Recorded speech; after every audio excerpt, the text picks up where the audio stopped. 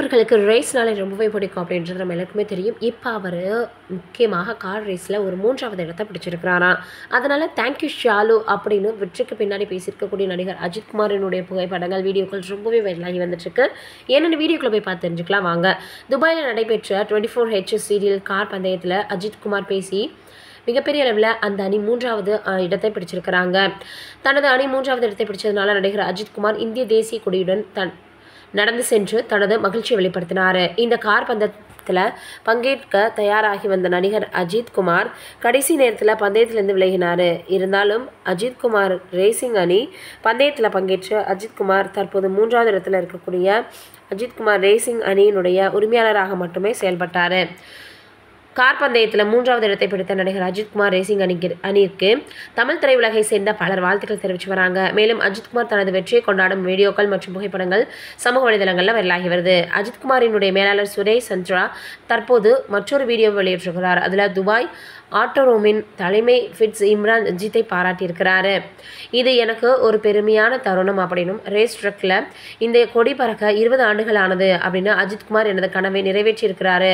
நான் மிகவும் மகிழ்ச்சி அடைகிறேன். அஜித் குமார் நல்ல மனிதர், நேர்மையான மனிதர், நல்ல குடும்பஸ்தர். மேலும் இப்படி பார்த்தோன்னா பேசியிருக்கிறாரு அஜித் அவர்கள். அதே போல் தனது பந்தய அணிக்கு வாழ்த்துக்களையும் நன்றியும் தெரிவிச்சிருக்கிறாரு. தனது நண்பர்கள், ரசிகர்கள், குடும்பத்தினர் உள்பட அனைவருக்கும் நன்றி தெரிவிச்சிருக்கிறாரு. அவர்கள் இல்லாமல் நான் இதை செய்திருக்க முடியாது. அஜித் குமார் ரேசிங் இன்னும் பல ஆண்டுகள் இங்கு இருக்கும். மேலும் என்னை பந்தயத்தில் ஈடுபட அனுமதித்த என் மனைவி ஷாலுக்கும் நன்றி அப்படின்னு சொல்லியிருக்கிறாரு. அதோட ஆரவாரத்தோட தன்னுடைய மனைவி அவர் பார்த்தோன்னா முத்தம் கொடுக்கக்கூடிய அந்த புகைப்படம், வீடியோக்கள் எல்லாமே வரலாகி வருது. இவர் ட்ரைனிங் எடுத்துகிட்டு இருக்கும்போது கூட கார் ஆக்சிடென்ட் ஆயிடுச்சு அப்படின்னு வீடியோக்கள் கூட சமீபத்தில் வெளியாகி இருந்தது. அவர் கஷ்டப்பட்டதுக்கு எல்லாத்துக்குமே இப்போ அவருக்கு பலன் கிடைச்சிருக்கு அப்படின்னு தான் சொல்லணும். உண்மையிலேயே நம்மளே சார்பாக மனதார அவருக்கு வாழ்த்துக்களை தெரிவிச்சுக்கலாம். இதை பற்றி நீங்கள் என்ன நினைக்கிறீங்கன்றதை மறக்காமல் கமெண்ட்டில் சொல்லுங்கள். என்னுடைய மகனுக்கு அஜித் அவர்கள் பார்த்தோன்னா அட்வைஸ் பண்ணார் அப்படின்னும், அதற்கு அவர் என்ன சொல்லியிருக்காரு அப்படின்றத நம்ம வீட்டில் பார்க்க போகிறோம். ஹாலிவுட்டின் டாப் நடிகராக வலம் வருபவர் விஜய். இவரது மகன் சஞ்சய் தனது முதல் படத்தை இயக்க இருக்கிறார். இந்த நிலையில் அவருக்கும் அஜித்திற்கும் இடையே நல்ல ஒரு உரையாடல் இருந்திருக்கு. நடிகர் விஜயின் மகன் ஜேசன் சஞ்சயை நாம் விஜயுடன் சேர்த்து வசந்த முல்லை பாட்டிலும் நான் அடிச்சா தாங்க மாட்ட பாடலும் பார்த்துருப்போம். ஆனால் அதன் பிறகு அவர் பள்ளி படிப்பை தொடர்ந்து வெளிநாட்டில் திரைப்பட படிப்பை முடிச்சிட்டாரு. சில ஆண்டுகளுக்கு பிறகு படிப்பை முடிச்சுட்டு மீண்டும் சென்னைக்கு வந்தார். இவர் படம்லாம் எடுக்க போகிறதாக கூட சொல்லியிருந்தாங்க. அதோட நிறைய விஷயங்கள் பார்த்தோன்னா தொடர்ந்து அவரை பற்றி நம்ம பார்த்துட்டே தான் இருக்கோம். யாரை தன் படத்தில் ஹீரோவாக ஆக்க இருக்கிறார் அப்படின்ற எதிர்பார்ப்பும் அதிகமாக இருந்துச்சு. இந்த படம் மீண்டும் சில மாதங்களுக்கு முன்பு உயிர் பெற்று மனமனவென வேலைகள் தொடங்கியிருக்கு. சில நாட்களுக்கு முன்பு நடிகர் அஜித்தின் செய்தியாளர் சுரேஷ் அவர்கள் என்ன சொல்லியிருக்காருன்னா, விஜய் அவர்களினுடைய மகனும் அதோட தான் எடுத்துக்கிட்ட ஃபோட்டோக்கள் சமூக வலைதளங்களில் வைரலாக தொடங்குச்சான்.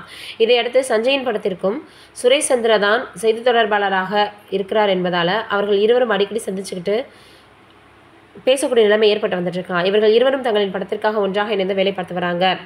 நடிகர் அஜித் விஜய் மகன் ஜேசன் சஞ்சய்க்கு ஒரு அட்வைஸ் செய்திருக்கிறாரு.